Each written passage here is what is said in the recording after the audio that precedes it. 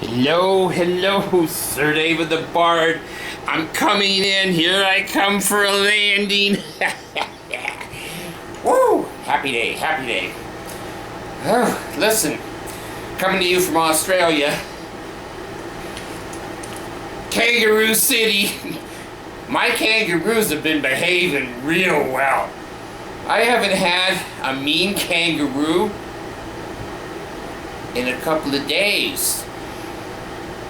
Motivation. You know, there's something I never told you, and I have to, because I'm old enough. The rest of you don't know this. I know it. When I was about 10 or 12, we went to a Mormon church in Riverside, California. And you have never seen one, and you never will. We had what was called a cry room, C-R-Y, cry room.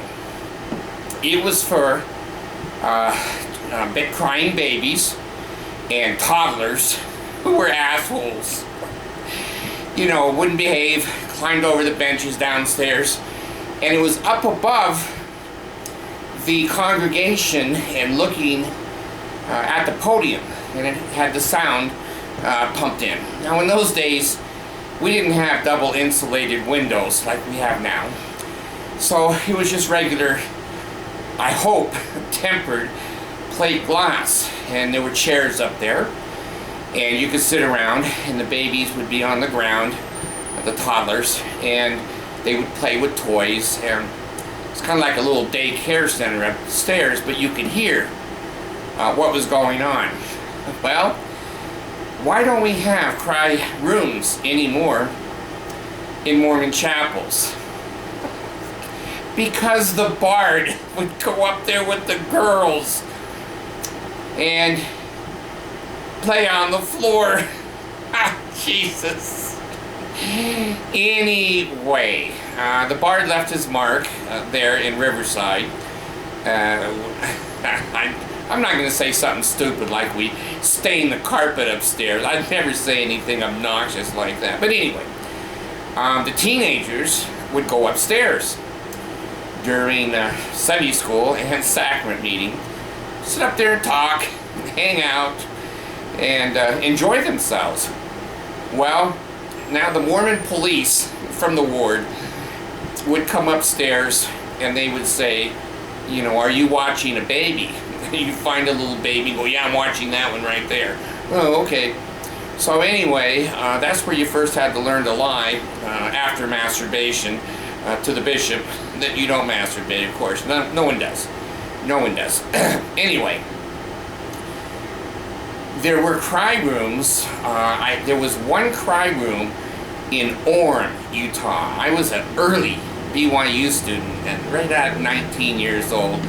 And in North Orem, I had a cry room in the chapel, and my oldest one, Michelle now, she used to act up. I'm not gonna say it. I enjoy freedom. I don't want Bubba dancing in my cell, okay? But anyway, I had to take Michelle up to the cry room several times and feed her.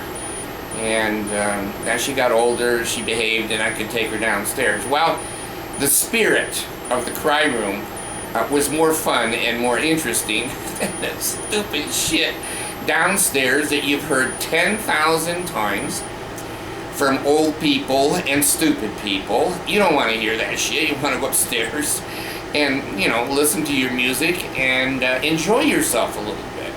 Now, the cry room worked pretty well, except it drew teenagers. Well, the 2-year-olds would take like a metal truck, and if you weren't watching them, they'd go up to the glass windows that were across, looking down on the audience, and they'd pound on windows with glass or with metal trucks. Well, the people, old people downstairs are doing this, thinking those windows were coming down. Well, the cry room is always upstairs, always overlooking the sanctuary, Mormons don't call it that, the chapel, and the podium, and the music, and the voice is all pumped in.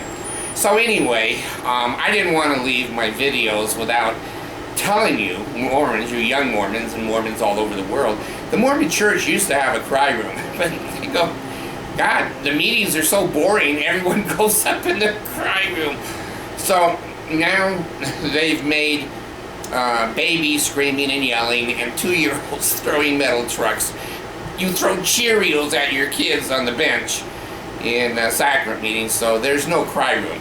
I think there should be a cry room and a teenage room and a senior room. And anybody else that wants to go downstairs and listen to the service, well, there wouldn't be anybody. It's starting to be that way now. That, the Mormon church is losing attendance like crazy. I've told you, when I go over to Desert Industries, there was one bench over there. It had to be 25, 30 feet long. One long bench from a chapel that was for sale. I don't know how you put it in your car to take it home. It was as big as long as a regular truck. But anyway, I guess there's chapels that are being either shortened or reconstructed or whatever. But there's a lot of bishops' chairs. I sat in one the other day, and I started screaming, "Do you masturbate? Do you masturbate?" Jeez, I gotta get out of this chair.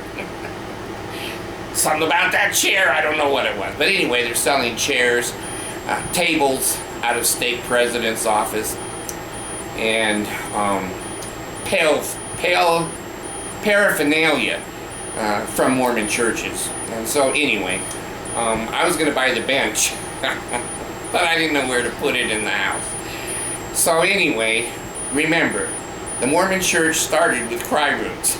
Now, in the condition that the Mormon church is in right now, and the humiliation and the embarrassment of being a Mormon, they really ought to put more cry rooms up so the members could go up there. Holy shit! Or talking rock. Oh God! In a top hat. Brigham Young was a racist. There was no such thing as the blacks sitting on the fence. Joseph Smith, 14 and 16-year-olds, 41 wives. Book of Abraham, fake. You'd have every Mormon up in the cry room. Every Mormon would be up in the cry room. So anyway, I like this. I like it, really. I really like it. I think I'm gonna get like a shoulder holder here, like I have big boobs. I can pull that sucker out anyway if I ever needed it for self-defense, of course. So anyway, I sleep with it here under my pillow, and I just want you to know you better have health in the navel, marrow in the bones, strength in the loins and in the sinews, power of the priesthood be upon me and upon my posterity through all generations of time and throughout all eternity. That is the name of the second token of the Melchizedek priesthood, the patriarchal grip, or sure sign of the nail. I want you to know that I used to go to the temple and go, Pele-el. Now they go, oh God, hear the words of my mouth 3 times. That's called the true order of prayer. I used to wear garments when I first was a member of the church. It came down to my wrists and all the way down to my ankles. And there were no buttons on it, and no zippers, and no, they were one piece, and they had ties, little ties on them, all the way down to the general. And it didn't have, I think it did have a flap on the back to go poo-poo, and then you could just go pee-pee through the ties. The women, who knows? The women have been subjected to Mormon underwear that would, humiliate a frog. So anyway, I just want you to know that there were cry rooms. I wish there were more cry rooms, and I'll bet you there's a lot of Mormons that would use a cry room. They're using their own homes and go, oh my gosh, I'm a Mormon. Now they have that, that old PR where they go, and I'm a Mormon. Well, now they have a new PR they're thinking of putting out going, I'm not a Mormon. I'm not. Please don't do that to me. I'm not a Mormon. So anyway, I'm going to cut off now. Turn it off. I got to get up. The huge money that I make, I'm like Trump. I'm worth 30 billion. I'm not worth 15 million, but I'm not going to spend, $2. I'm going to say it. I'm not going to spend $2 on a midget to run this camera. I'm going to get up and I'm going to do it. I like midgets. They're nice people. They're little people. In my day, we called them midgets. And nowadays, we call them little people. But they're cute. They're fun. They're human. And I'm sure they have a hell of a life of discrimination. So anyway, no midgets for the bard. I'm getting up. Turn the camera off.